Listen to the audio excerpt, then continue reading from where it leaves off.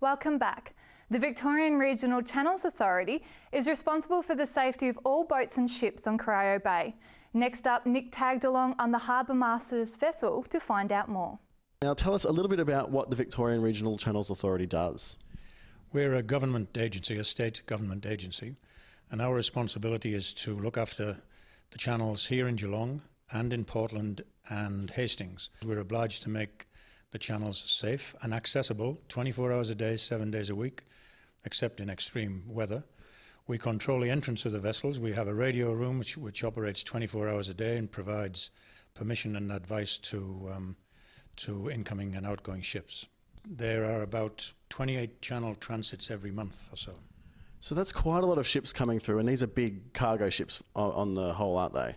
Yeah, most of them are. We've had a little spate of very sophisticated smaller vessels that service the gas rigs off the coast of Victoria, but mostly they're very large. The largest vessels are something like 245 to 260 metres long, and that's longer than the Rialto Tower is high.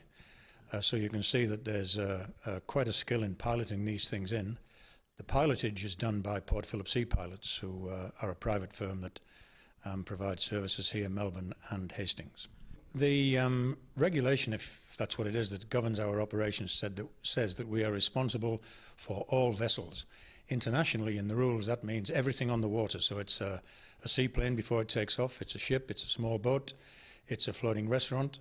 So we're very clearly responsible for the safety of those who are recreational users, whether they're yachtsmen or fishermen or just out for the day. It is not possible to regulate small craft users. They don't all belong here in Geelong. They have to use the channels in some part because they're so shallow at the side of the channel. So we decided we'd run an education program, and the education program is keep clear of big ships.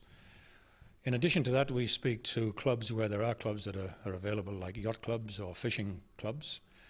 And by and large, there's major success there. They're as keen on keeping their members safe as anybody else. We also run an education program for schools. Now, that's not a safety program. That's a program that tells years 9 and 10, usually, what the port is about. So we try to dispel the myth that it's a dirty, smelly, horrible place, and that it's actually got quite a deal of value for the region. The way the program works is we take them to a lecture theatre first, and we show them an interactive DVD, so it shows what products come into the port, where they come from, where the products that are going out, such as barley, for example, where it goes to. We then take them out on our Harbour Master's launch, which is called George Molland, named incidentally after the first Harbour Master ever in Geelong. And we take them around the berths so that they can see the sheer size of the operation. It's very difficult these days to get into the port from the land side because of security and OH&S considerations.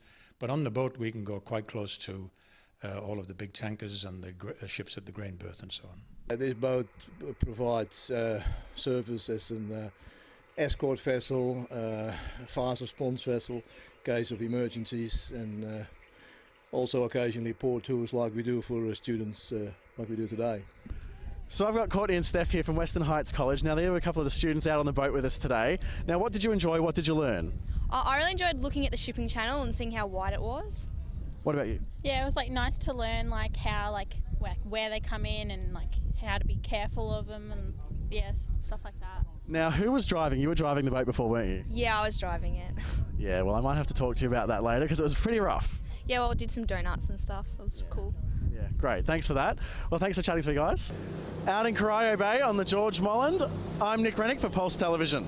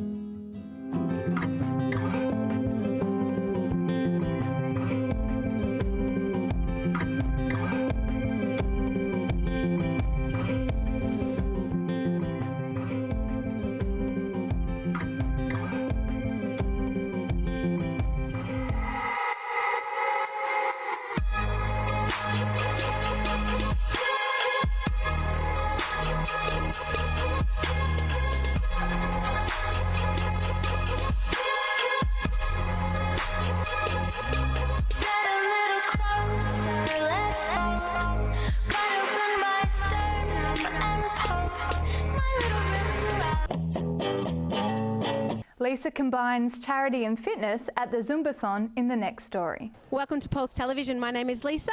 By day, I'm a TV presenter. By night, a Zumba instructor. And my good friend Julie, she's a Zumba instructor as well. Welcome, Julie.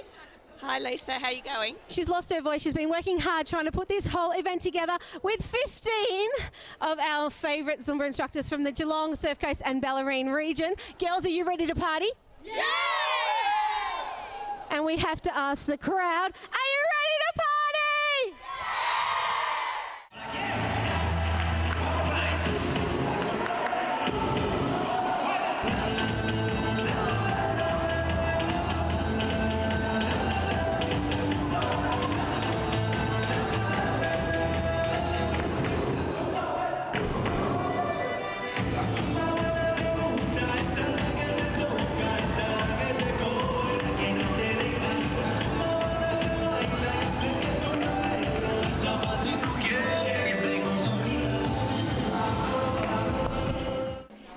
Why all the Zumba crazy people have gathered here today is to raise money for the Asha Global Foundation, and we're joined by Emily Hanskamp from Asha Global Development Foundation. Welcome.